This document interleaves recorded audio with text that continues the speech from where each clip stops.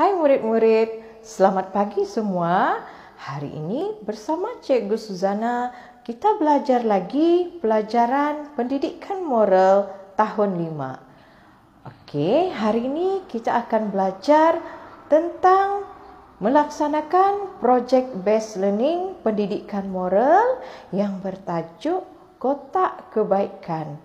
Baiklah, kotak kebaikan ini berada di unit 8 iaitu unit keadilan. Sebelum itu, cikgu harap murid-murid semua sudah menyediakan perancangan projek based learning kotak kebaikan ini.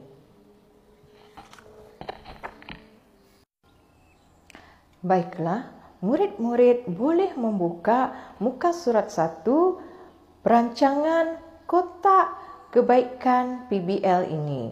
Di dalam muka surat 1 ini dinyatakan maklumat guru, maklumat projek, kandungan kurikulum, standard prestasi dan soalan kurikulum. Okey, murid-murid kena tahu apakah tajuk projek kita pada hari ini dan apakah projek yang dihasilkan. Okey, projek kita pada hari ini ialah kotak kebaikan, di mana projek yang murid-murid akan hasilkan ialah mencipta satu kotak kebaikan yang menyimpan nota amalan nilai-nilai moral yang diamalkan oleh murid daripada bahan terbuang yang terdapat di sekeliling murid-murid. Cikgu akan terangkan kandungan kurikulum untuk projek kotak kebaikan ini, iaitu standard kurikulum kita pada hari ini ialah 8.0 amalan adil dalam hidup bermasyarakat, standard pembelajaran 8.5 mengamalkan sikap adil dalam bermasyarakat, manakala standard prestasi ialah tahap pencapaian 6 iaitu murid menghayati dan mengamalkan sikap adil terhadap masyarakat secara tekal serta boleh dicontohi. Dan objektif pembelajaran murid-murid yang pertama melahirkan perasaan apabila mengamalkan sikap adil dalam hidup bermasyarakat, dan yang kedua menilai diri sendiri sama ada bersikap adil dalam hidup bermasyarakat. Jadi kita akan sambung selepas ini. Baiklah murid-murid, kita teruskan dengan soalan kurikulum di mana murid-murid perlu menjawab ke semua soalan kurikulum ini, iaitu soalan asas, soalan unit dan soalan kandungan. Kemudian, tempoh pelaksanaan menyiapkan projek kotak kebaikan ini, cikgu beri tempoh selama 3 minggu dan cikgu ada memberi proses pembelajaran, iaitu kita ada proses perancangan, pelaksanaan dan pengujian atau penilaian kendiri projek. Murid-murid hanya perlu merujuk proses pembelajaran ini untuk menyiapkan projek kotak kebaikan. Seterusnya, apakah kaedah yang cikgu gunakan untuk menilai projek yang dihasilkan oleh murid-murid? Okay, cikgu akan menggunakan kaedah pentaksiran kendiri dengan menyemak instrumen pentaksiran rubrik tahap penguasaan keseluruhan bagi projek. Kedua, lembaran pentaksiran kendiri atau refleksi dan gambar aktiviti yang dikirim oleh murid. Kemudian cikgu ada juga mencadangkan bahan sumber yang murid-murid boleh gunakan. Okey, yang pertama kotak, contoh kotak. Kotak macam ni. Ini contoh. Mungkin ada kotak yang lebih besar, ada kotak yang lebih kecil. Terpulang kepada murid-murid mengikut kreativiti murid-murid. Jangan lupa kertas A4 warna ataupun kertas A4 biasa, pembalut hadiah dan buku teks ataupun bahan internet. Baiklah, bagaimana dengan pembentangan hasil kendiri?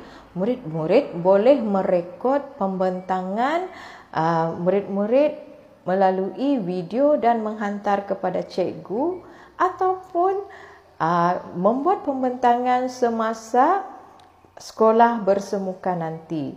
Jadi cikgu juga ada menyediakan contoh ataupun lampiran lembaran pentaksiran kendiri atau refleksi pada muka surat 3. Ini adalah contoh-contoh yang cikgu gunakan instrumen pentaksiran. Okey. Baiklah, kita akan masuk kepada muka surat 4 iaitu laporan kotak kebaikan project based learning ini.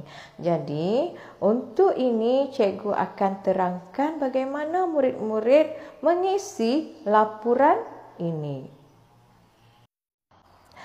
Seterusnya, cikgu akan tunjukkan bagaimana mengisi laporan kotak kebaikan PBL ini. Okey, perkara pertama, murid-murid buka muka surat 4. Murid-murid kena lengkapkan maklumat murid. Okey, tuliskan semua maklumat tersebut dengan jelas, ejaan yang betul dan kemas. Okey. Kemudian isilah maklumat projek, kandungan kurikulum dan jawapan soalan kurikulum di mana murid-murid perlu merujuk soalan tersebut atau maklumat tadi pada muka surat yang pertama. Okey.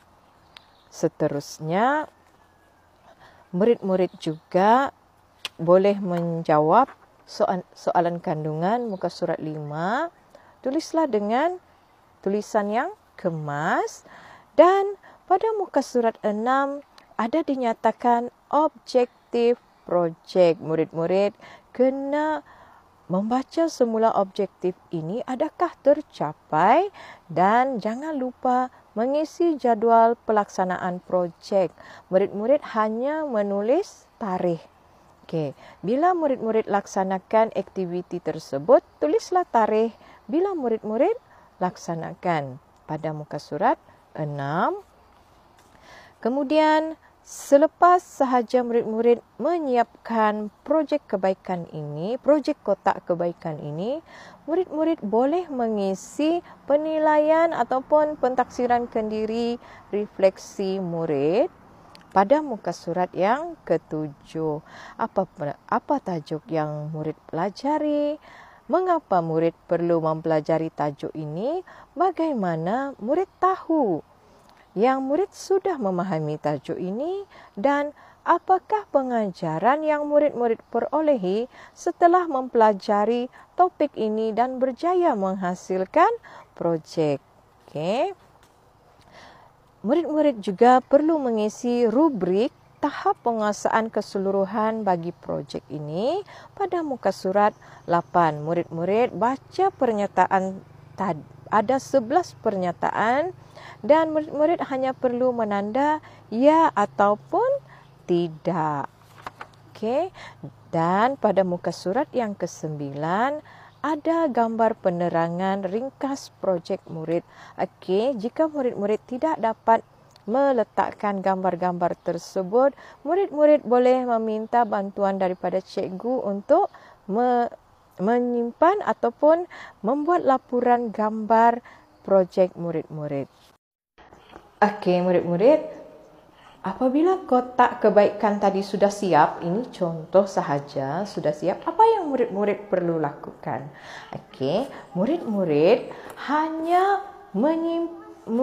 akan menyimpan nota amalan nilai-nilai murni yang murid-murid amalkan. Contoh, murid-murid ambillah sekeping nota ataupun kertas warna. Okey, contoh hari ini murid-murid ada membantu ibu mencuci piring di dapur. Okey, murid-murid tulislah amalan baik tersebut di atas nota ini. Tuliskan tarikh dan apakah amalan nilai moral yang murid telah lakukan. Okey, kemudian minta tanda tangan ibu atau bapa. Selepas itu, lipatkan nota tadi dan masukkan ke dalam kotak kebaikan ini. Okey, murid-murid, lagi banyak murid-murid menulis nilai-nilai murni yang murid-murid amalkan. Lagi penuhlah kotak kebaikan ini.